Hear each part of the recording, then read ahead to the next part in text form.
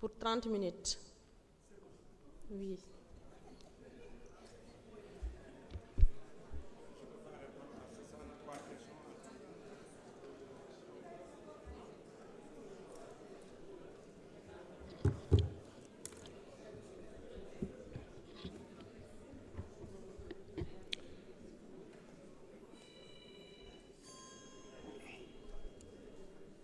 Madame la Présidente, honorables députés, Monsieur le ministre des Finances et du Budget, Madame la ministre secrétaire d'État, chers collaborateurs, c'est un énorme plaisir pour moi de venir devant cette auguste assemblée pour échanger avec vous, les honorables députés, sur le budget 2026 du ministère de l'Enseignement supérieur, de la Recherche et de l'Innovation, mais également échanger sur les difficultés du secteur. J'ai pour mission de mettre en œuvre la politique d'enseignement supérieur, de recherche et d'innovation définie par Son Excellence, Monsieur le Président de la République, sur la conduite éclairée du Premier ministre. Et cela dans un moment important pour notre pays, avec l'agenda national de transformation, qui est une vision ambitieuse d'un Sénégal souverain, juste et prospère, mais adossé à un capital humain de qualité et une économie compétitive, inclusive et résiliente. Et on ne peut pas parler de capital humain, d'économie compétitive, sans parler de l'enseignement supérieur, de la recherche et de l'innovation. Et je vais commencer par la question sur le climat social, les grèves. Mais avant, je voudrais préciser que le triptyque dialogue,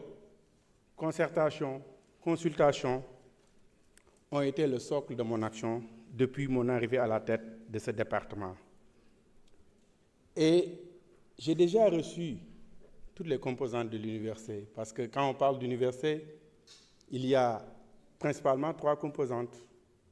Le personnel d'enseignement et de recherche, le personnel administratif, technique et de services, et les étudiants. Et j'ai reçu toutes ces composantes de l'université pour stabiliser le climat social, renforcer le dialogue permanent et pour un traitement transparent aussi des questions sociales. Et pour revenir un peu aux questions qui m'ont été posées, la quasi-totalité des députés ont posé une question sur les bourses. Je peux citer Fatou Diop Cissé, Amadou Diallo, Ndeye Fatou Mané, Amidia, Abdoumbo, Nafi Diallo, Ndeye Marie Sané, Fodé Mané, Aliou Ndaw,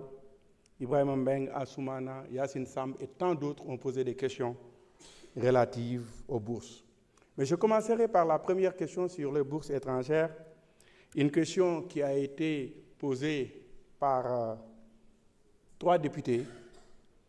l'honorable Fatou Diop Cissé, Amadou Diallo et Samba Diouf. Je dois préciser que l'État du Sénégal a consacré cette année 8,6 milliards de francs CFA pour les bourses étrangères. En 2024, quand on est arrivé, c'était à 7,5 milliards de francs CFA, soit une hausse de 1,1 milliard de francs CFA. Mais ce n'est jamais suffisant. Une bourse n'est jamais suffisante. Et les étudiants en France, Madame Cissé l'a dit, sont confrontés à d'énormes problèmes liés à la modicité de la bourse, mais aux frais d'inscription qui sont élevés pour les étrangers et la fin de l'aide au logement pour étudiants étrangers. Et là, je dois préciser que en ce qui concerne l'augmentation du coût des inscriptions, c'est une question de souveraineté. Nous, on ne peut pas faire grand-chose si la France décide d'augmenter le coût des inscriptions de ces étudiants. Et pour revenir un peu sur le cas global de l'UCAD, certains députés sont revenus sur la comparaison. Je vais essayer de parler Wolof parce que la majeure partie des questions sont en Wolof. Pour ñëw ci problème mu bourse yi en tant que tel, je dois préciser que budget bi ñuy voté nii 45% du budget ci œuvre sociale la jëm, c'est-à-dire près de la moitié du budget ci social la jëm. Loolu day wone que ne état Sénégal day def effort yu bëri ci social. Et problème mu bourse yi mën naa ne mu ngi démarré en 2000.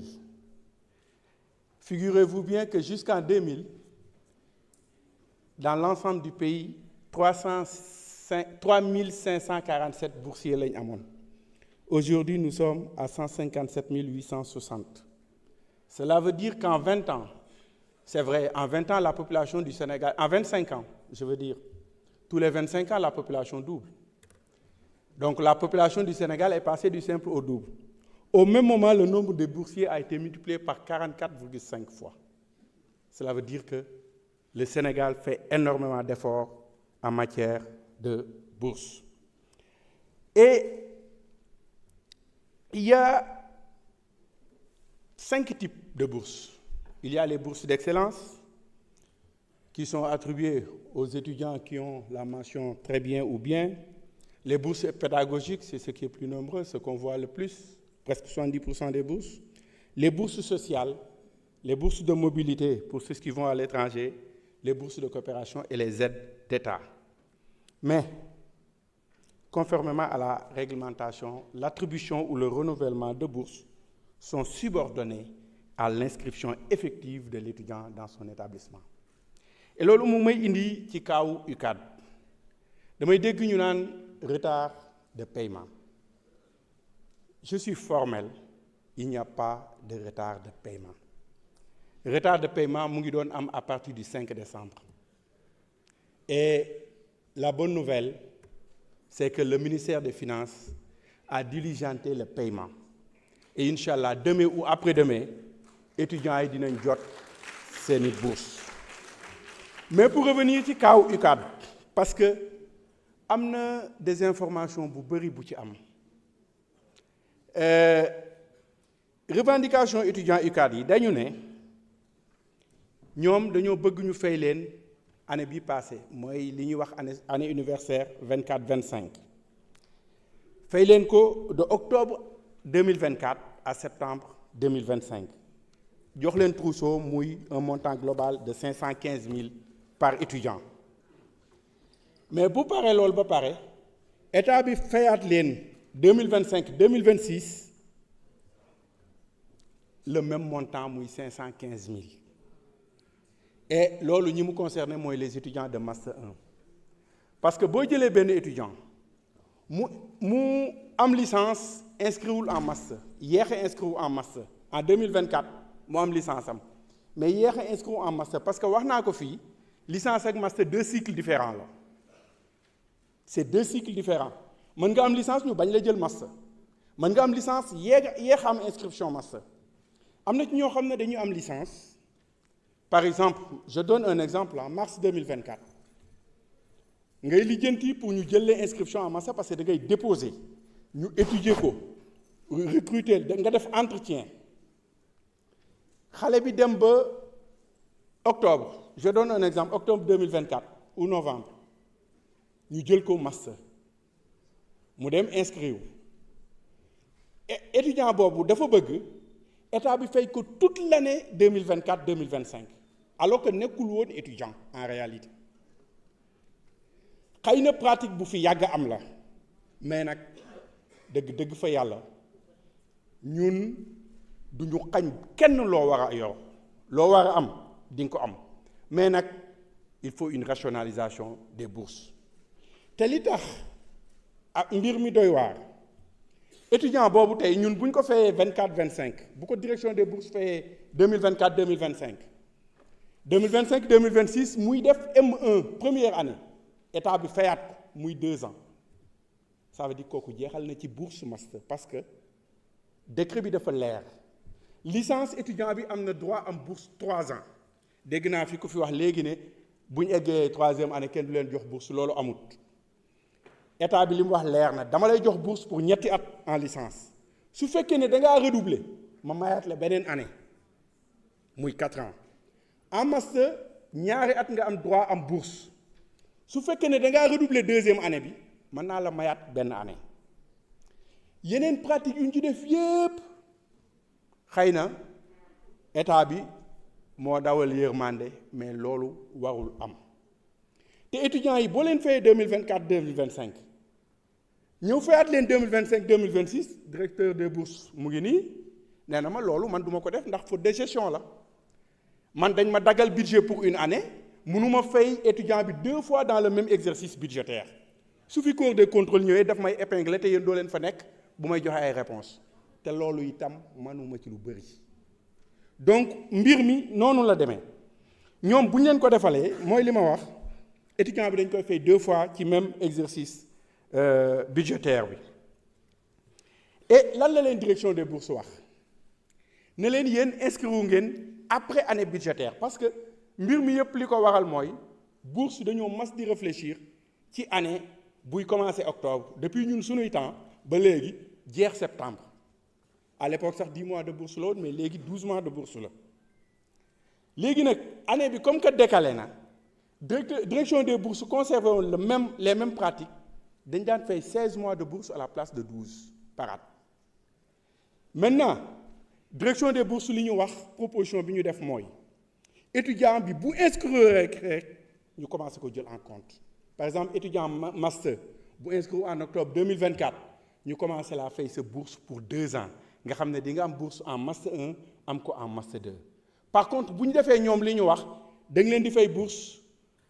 année bi ñu jàngul fay leen bourse master 1 mu jeex master 2 ñëw du ñu am bourse ñuy laajaat beneen bourse loolu mooy décaler un peu les problèmes et donc direction des bourses loolu la proposé pour fay leen fi mu ne nii ci paiement bi étudiants yi mu concerne dinañ leen fay 115 000 mooy seen bourse octobre seen bourse novembre ak 35 000 francs trousseau et cas wu étudiant UGB yi beneen c'est différent ma préciser que ne aussi étudiant Dakar yi man recevoir naa leen waxtaan naa ak ñoom samay étudiants rek ci nekk man je n'ai rien contre les étudiants au contraire ñi ma xam université xam nañ ne j'étais très proche des étudiants et 8 yi nga xam ne ñooy les membres du collectif des amicales de l'UCAD bi ñëwee seet si ma les 2 ce sont mes étudiants ba tey jii may wax yéen ni donc je n'ai rien contre les étudiants mais il faut que li nga xam ne taxes yi nga xam ne moom la état bi di teg aussi ñu jéem di ko topp et Saint-Louis problème de renouvellement la automatique inscrire guñu bëgg direction des bourses renouveler ko automatiquement en master 2 ñu ne leen loolu day xaw a doy waar par contre étudiants yi nga xam ne dañoo inscrire à temps c'est-à-dire avant septembre mais université yi ñoo yéex a envoyé dossiers yi à la direction des bourses man bëgguma injustice dama wax directeur des bourses ne ko étudiants yooyu seen cas foog ñu fay leen lu mu metti état bi dina leen fay parce que du seen faute ñoom inscrire nañ à temps mais université yi ñoo ko transféré wul à temps de ce fait ñoom amuñu bourse donc ñooñu man wax naa directeur des bourses ne ko ñooñu da nga leen a war a fay et ñu ngi ciy liggéey ak ministre des finances pour xool ci LFR2 bi ndax mën nañu allouer ay xaalis pour ñu fay leen parce que 2025 2026 bi mënuñu cee fay loo xam ne exercice budgétaire 2024 2025 laaj nañ ma ay recommandations man bi ma taseeg étudiants UCAD yi dama ne leen cas yi ngeen ma fi wax yépp bëri na dégg naa fi yu bëri ñu ko fi wax demewul noonu étudiant licence dina am 3 ans plus 1 en cas de redoublement master mu am 2 ans de bourse plus 1 en cas de redoublement doctorat mu am 3 ans de bourse donc noonu la demee te état bi bu la nee master 24 mois nga am sa 24 mois ala kuli xaal da la koy fay loolu moom amul benn mënuñoo wax benn retard bu ci am li ma leen proposé mooy ñu mettre en place li ñuy wax un comité paritaire parce que wax naa ko léegi man je préfère di waxtaan ak ñoom di jàkkaarloog ñoom ñuy waxante dëgg bu may liggéey ak ay nit bala may décider souvent sax damay waxtaan ak ñoom parce que noonu la war a demee ma ne leen nañ mettre en place comité paritaire bi def ko cas par cas boo leen indi rek direction des bourses ñu ngi fi loolu mooy seen liggéey dinañ ko étudier ku ci nekk li nga war a am di nga ko am li nga moom incha allah di nga ko jot ne leen nañ continuer discussion yi waaye jéem a réfléchir ci réviser décret 2014-963 mooy décret bi wone bourse yi ma profité ci pour dalal xelu étudiant dama gis communiqué étudiant UGB yi ñu ne directeur des bourses def na leen léegi dañuy appliquer strictement décret bi ba nga xam ne étudiant boo xam ne nii dafa inscrire en master étudiant bi inscrire en master ci décret bi dañoo waxoon que ne bu amee diplôme licence pour mu am bourse master foog mu am mention assez bien loolu musuñu ko appliquer et ba léegi may wax ak yéen nii appliqué wuñ ko ñu ne dañ leen a wax ne leen boo duggee première année amoo bourse mënatoo ko am ba fin du cycle effectivement loolu la décret bi waxoon waaye musuñu ko appliquer te may wax ak yéen nii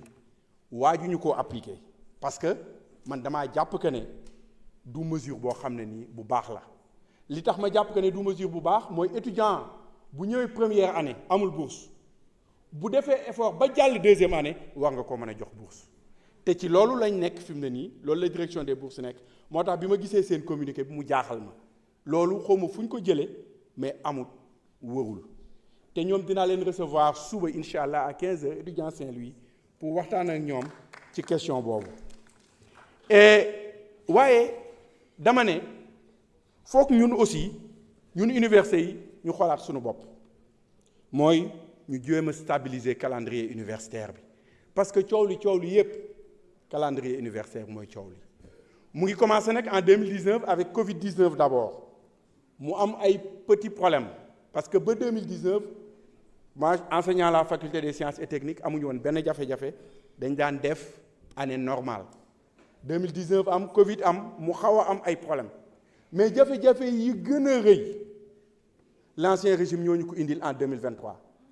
tëj université bi 8 mois UCAD ci lañ jóge nag jafe-jafe yu bëri ñu am ko kenn mësul gis dans le monde même pendant la deuxième guerre mondiale daaw ñu tëj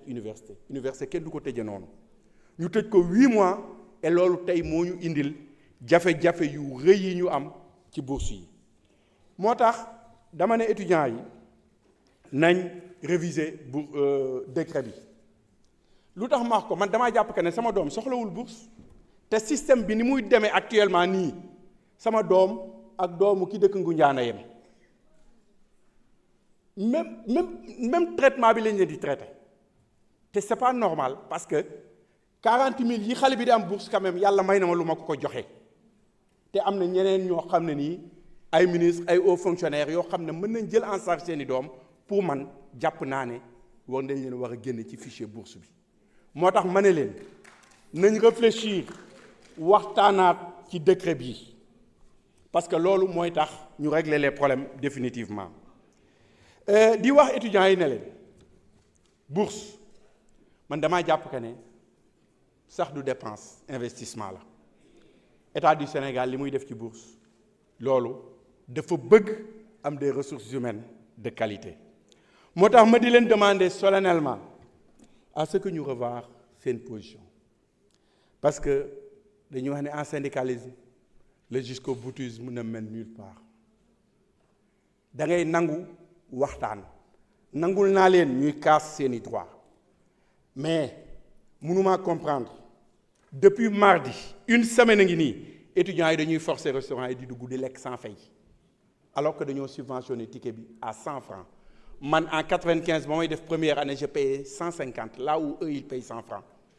ndekki ils payent 50 francs moi je payais 100 francs donc nañu xam ne état bu jëlee ay moyens subventionné ko gënuñu leen nekk ay patriotes dañoo war a xam ne dañoo war a fay ticket bi ñuy duggee restaurant boo ko defee benn fan ñu bàyyi mu jàll nga def ko ñaari fan ñu bàyyi ñu jàll nga bëgg koo def une semaine du sotti te nag état bi dina jël ay responsabilités am loolu mënul continuer loolu duma ci ànd ak ñoom tey duma ci ànd ak ñoom ëllëg parce que ku dugg restaurant lekk da ngay fay te tey bu ñu tëjoon restaurant bi ñu génn di wax ne gouvernement bi dafa tëj restaurant bi nag pour mu fonctionner foog étudiants yi nangu di fay seen ticket ma di leen woo ci waxtaan parce que ce qui est constant mooy foog ñu waxtaan mënul ñàkk et parce que foog ñu rationaliser bourse yi ndax am na ci waxtaan bi loo xam ne ñoom ñoo tax sax ma koy def parce que pour arranger leen la parce que bu ñu la nee étudiant bu dugg licence bu amul bourse en première année dootu ko am décret bi wax ko bu neexoon gouvernement bi tey mu ne dama koy appliquer mais pour éviter loolu dama ne leen ñëw leen ñu waxtaan pour réviser décret bi et loolu mooy réviser décret bi ñu xoolaat ko waxtaan ci ba jéem a trouver une solution pour régler définitivement le problème des bourses wax naa ko léegi waa UGB dinaa leen recevoir demain incha allah ñoom aussi pour waxtaan ak ñoom jéem a régler les problèmes des bourses mais pour régler problème bourse yi wax naa leen léegi ne leen ñun université yi am nañ ci part de responsabilité moo tax ñu ne foog ñu digitaliser lu bëri pour éviter yenn problème yi ñu bëri wax nañ fi ne am na étudiants yoo xam ne da nga leen di jox bourse ñu dem à l'étranger du ñu ñibbisi lu am la pourtant bu ma leen liiralee décret bi article 7 dafa wax ne étudiant bi ngay jox bourse étrangère il doit donner un engagement à retourner sur le territoire national à l'issue des formations reçues loolu la décret bi wax de c'est le décret 2014-963 et étudiant bi buy dem bu amee bourse étrangère dafa war a jaar direction des bourses ñu jox ko autorisation de sortie mais malheureusement beaucoup ne le font pas entre les mailles des filets la ñuy jaar ñun dootuñu ci am sax suivi mais loolu moo war a am ku état bi jox bourse obligatoirement boo demee da ngaa war a ñibbisi mais musuñu ko nag appliquer loolu yëpp foog ñu waxtaan ci parce que man mënumaa comprendre quand même état bi di jël financement yenn yi di ko ci def ba pare ñooñu dem di liggéeyal yeneen réew donc digitalisation bi prévoir nañ ci budget 2026 bi digitalisation direction des bourses ba nga xam ne dina am interconnexion ak interopérabilité entre données direction des bourses ak données université yi pour déceler manquement yi doublons yi ci paiement yi et digitalisation boobu dañ jàpp que ne mën nañu dimbale itam ñu régler problème bourse étudiants yi parce que bu année universitaire bi normalé rek ñu mën nañ ne problème bourse mën naa bañatee am et digitalisation boobu aussi bëgg nañ mu permettre ñu optimiser ressources yi ci CROUS ak COUD parce que metti na trop ci état bi ñu wax ko ak ñàkk koo wax metti na ci état bi et pour ñu optimiser ko foog ñu digitaliser le CROUS de Thiès joxe na l'exemple di digitaliser ba ci l'accès au restaurant dañ ko digitaliser étudiant bi bu ñëwee day ñëw rek jàll parce que dañuy scanner rek mu jàll donc dootoo soxla sax nit ñu bëri ñuy jël ay ticket mu mën a am trafic ci ticket yi kenn mën a dem imprimer ay ticket lu ne mën na cee am donc pour éviter yooyu yëpp la digitalisation lañ jàpp que ne mooy régler problème bi te CROUS Thiès joxe na exemple bi ñu ngi koy mettre à l'échelle ci yeneen CROUS yi pour mu gën a law monsieur Ibrahima Mbengue wax nga ci désengorgement université de Dakar waaw te muy loo xam ne état bi mu ngi koy wax depuis des années boo leen xoolee Dakar 1957 la commencé toog nañ ba 90 presque 40 ans doog a am une deuxième université muy UGB taxul UGB mën a permettre ñu désengorger Dakar en 2007 ma profité ci pour rectifier l'honorable député bi doon wax ne Macky Sall la créé ces universités c'est pas Macky Sall en 2007 nay leer les universités de deuxième génération Ablaye Wade moo leen créé mooy l'université Iba Der Thiam de Thiès mooy système bi moom defe naa gënoo leen ma koo xam nag déglu leen ma rek mooy université Iba Der Thiam de Thiès ak université Alioune Diop de Bambey ak université Assane Seck de Ziguinchor yéen a ngi wax te xamul leen parce que benn université moo mas a nekk CUR boo xamul da ngay laaj université Bambey kese moo mas a nekk CUR avant muy dem université tout Ziguinchor est né université Thiès est né université et Thiès université Thiès le socle moo nekkoon école polytechnique de Thiès ak école nationale supérieure d'agriculture donc boo xamul da ngay laaj pour revenir ci calendrier universitaire bi l'honorable député Fodé Mané wax na ko calendrier universitaire bi wax naa ko la normalisation du calendrier universitaire et académique moo nekk ñun li nga xam ne fi la ñuy bëgg a jublu pour résorber le gap université yi actuellement ñu ngi ci commencé nañ di jël ay initiatives pour revenir à une année normale et dans beaucoup de facultés tey en 2026 octobre 2026 dinañ mën a revenir à une année normale ñeneen ñi ci des dinañ xeex pour que 2027 ñu mën a revenir à une année normale mais loolu foog étudiants yi jàppale ñu ci parce que université 3 composantes dafa nekk étudiants yi enseignants yi ak partis yi foog ñëpp jàpp ci pour ñu revenir à une année normale. Honorable député Marie-Ange boulangerie yi nga wax commencé na déjà parce que à l'UCAD restaurant self ak restaurant defe naa self ak restaurant central ils ont leur propre boulangerie et à Ziguinchor aussi je crois que c'est le cas et restaurant yi nekk UCAD au-delà de yokk qualité pain bi dañuy dem bay defar ay pain au lait léegi pour les étudiants donc loolu ñu ngi ciy avancé et di wax député Béatrice ak honorable Maguette Sène ak Mohamed Sall wax nañ ci alignement ñun suñu politique ak agenda national de transformation parce que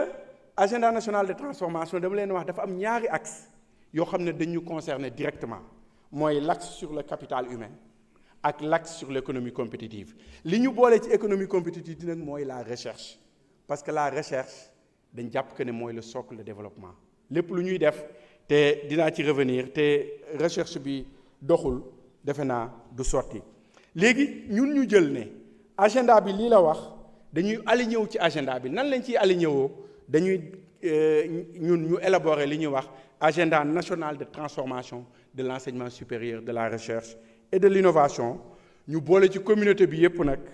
waxtaan nañ lancé nañ ko depuis juillet 2025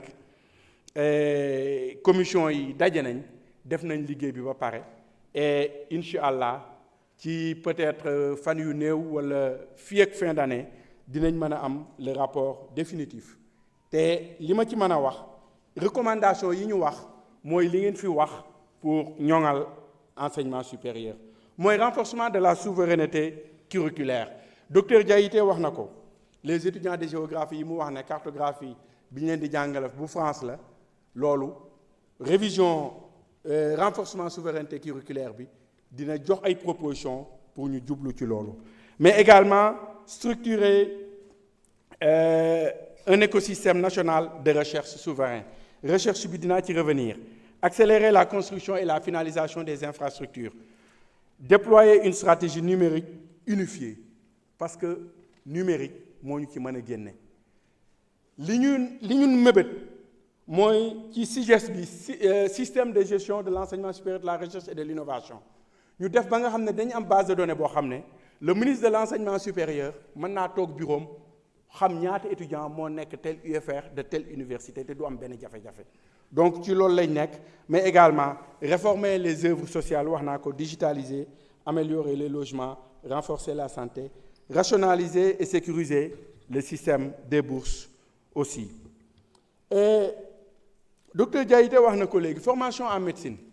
c'est vrai dañuy wax ne étudiants sénégalais yi bëriwuñ ci mais dañu am une longue tradition de formation médicale au Sénégal l'école de Dakar l'école de médecine de Dakar nga xam ne moo jur université de Dakar c'était en 1917 loolu moo jur université de Dakar loolu moo nekk tey faculté de médecine mu nekk faculté de médecine boo xam ne dafa am renommée internationale wax nga ko ay étudiants du Maghreb dañuy ñëw fii jàng si bu ñu paree dem seen dëkk dañ leen fay fekk pour di faju ci ñoom ils sont très bien formés mais dañ fa fekk ay équipements yoo xam ne dina mën a permettre ñu faju loolu mooy différence bi peut-être ak ñun suñu système médical peut-être amuñu loolu. L'honorable député Ali Ndao aussi wax na ko sur effectif de l'UCAD c'est une vraie bombe je suis entièrement d'accord avec vous man bu ñu mënee ab chambre 15 étudiants damay yéemu parce que période bi ñu nekk université honorable Mbaye Dione wax na ko ñaar lañ daan nekk par chambre man nekk naa université sama rakk di ñibbi Grand Yoff mënuma koo clandoter léegi da ngay dugg ci mu nekk fekk fa 15 personnes loolu c'est un héritage du loo xam ne nii dañ ko fekk créer liñ ciy bëgg a jublu mooy jéem a réglementer les choses et le directeur du COUD mu may dégg nee naa ko xawma lan waaye pavillon yu bees benn lal nga jox ko ñaari étudiant loolu warul am te daf fi daan am boo amee benn chambre boo xam ne juróomi lal a fa nekk nga ne lal bu ne dama koy jox ñaari nit ça veut dire jox nga ko 10 personnes ces 10 personnes ku ne clandoté kenn ça veut dire 20 personnes dinañ nekk ci néeg bi donc loolu lañ ne dafa war a jeex en tout cas pour pavillon yu bees yi nous veillerons à ce que un lit un étudiant. Par rapport ak infrastructure yi c'est vrai bëri na infrastructure nag lépp lu nekkoon infrastructure dañ ko jël yóbbu ko au ministère des infrastructures mais terewul dañuy liggéey ensemble et bi ñuy def conseil interministériel la directive 3 def nañu woon ministre de l'enseignement supérieur de la recherche et de l'innovation ministre des finances et du budget ak ministre des infrastructures nañ lëkkaloo liggéey ensemble xool nu ñuy def pour terminer les infrastructures parce que chantier yi bëri na am na yoo xam ne aussi war nañ ko relancer yoo xam ne yu bees la programme bu bees la pour construire 143 nouveaux bâtiments et la réhabilitation de 19 bâtiments pour 45 milliards loolu projet gouvernement bi la ñun ñoo ko lancé pour gën a ñoŋal infrastructure yi ci université yi. am na ku fi wax itam âge recrutement des enseignants waxoon naa ko en commission question la bu ma xaw a xam parce que je me rappelle dernière commission de recrutement bu département de biologie végétale man maa ko jiite woo. Monsieur le ministre, veuillez conclure et procéder à répondre par écrit après. des na question yu bëree bëri. waaw jeexal nga sa 30 minutes de. soo ñu mënee joxaat 10 minutes ñu jéem a résumé mais question yi dafa bëri parce que boo amee 63 intervenants. Il y a les collègues, le ministre des Finances qui va répondre et nous attendons aussi le ministre des Transports. Bon, donc je vous donne 5 minutes, monsieur le ministre. Merci pour 5 minutes yi. Pour Université Sénégal Oriental ñëw na fi lu bëri. Université Sénégal Oriental ñëw na fi lu bëri. C'est vrai, Université Sénégal Oriental délai contractuel de livraison yi fin 2026 la waaye comme ni ngeen ko xamee les constructions dépendretul ci ñun mais dinañ def suivi avec le ministère concerné au rythme des travaux yaakaar nañ ne dina pare waaye nag foog ma préciser bu parewul du tijji de bu parewul bu infrastructure yi parewul du tijji parce que problème yu bëri yu ñu am c'est parce que dañ doon créer ay université sans aucune infrastructure université Sine Saloum El Hadj Ibrahima Niass dañ ko tijji te amul benn salle de classe loolu moo ñu waral jafe-jafe yu bëri yi ñu am tey jafe-jafe yi université de Bambey am dañ ko jëlee CUR def ko université te les infrastructures n'ont pas suivi donc mënuñu ko tijji te parewul octobre 2026 yaakaar nañ ne dina pare daaw proposé woon nañ premier ministre pour tijji ko mu ne leen du am parce que mënuñu créer ay universités yoo xam ne du am benn infrastructure ngay dem di louer ji mu indi ay jafe-jafe donc bëgg nañ mu tijji mais day fekk mu pare. Université Sine Saloum foofu niveau d'avancement yi élevé sori na le campus de Kaolack c'est achevé à 100% pour les bâtiments et les équipements mais travaux d'assainissement moo ko xaw a tardeel voirie aménagement extérieur adduction d'eau pour Kaffrine wax nañ ko fi toujours ci Ousseyne dañ fay gas forage prévoir nañ ko fa mais SONES def na extension bi et que Sen'Eau mu ngi koy raccorder pour mu am ndox. Université Assane Seck de Ziguinchor foofu mooy sama université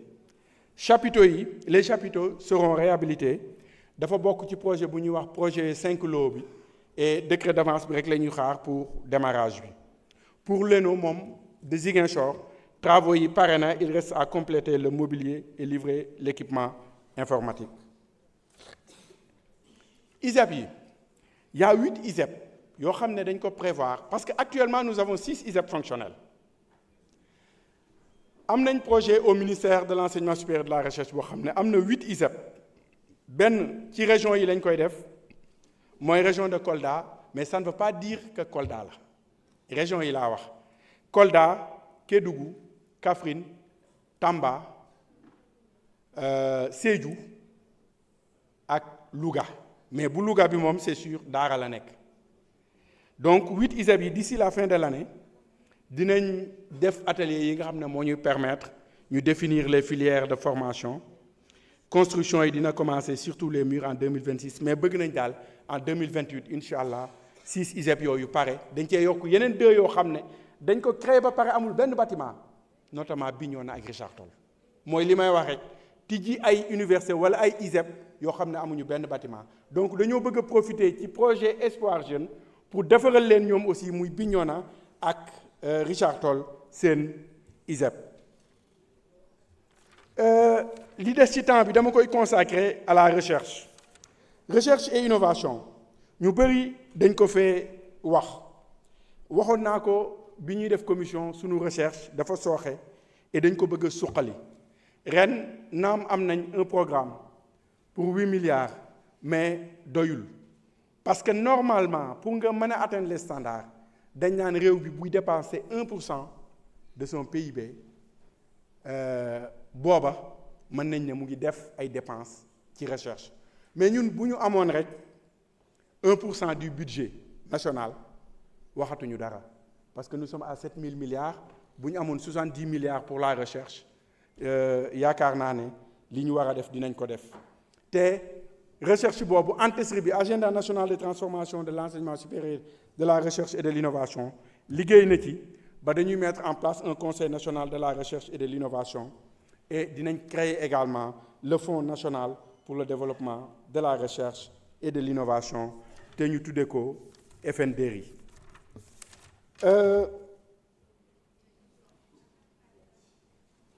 Malheureusement temps bi jeex na mais les établissements d'enseignement supérieur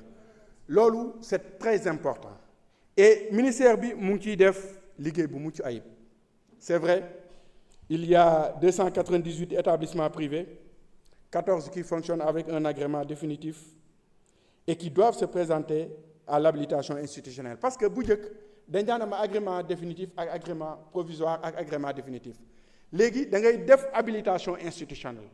ci ngay amee habilitation à délivrer des diplômes mais également ci ginnaaw nga jaar def li ñuy wax accréditation des diplômes. Je suis désolé. Merci beaucoup, monsieur le ministre. Merci. Merci beaucoup. Monsieur le ministre des Finances et du Budget, vous avez la parole pour 10 minutes.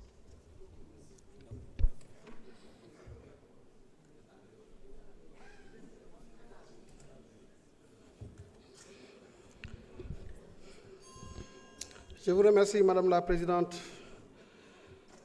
Permettez-moi de féliciter le ministre de l'Enseignement supérieur, de la Recherche et de l'Innovation pour sa belle prestation. Saluer les honorables députés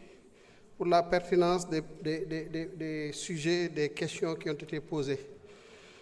Naturellement, l'enseignement supérieur est un sujet plus qu'important. Avenir u réew mi moom la ñuy waxtaane c'est l'enseignement supérieur boo jëlee éducation jël formation technique professionnelle boole kook enseignement supérieur dëgg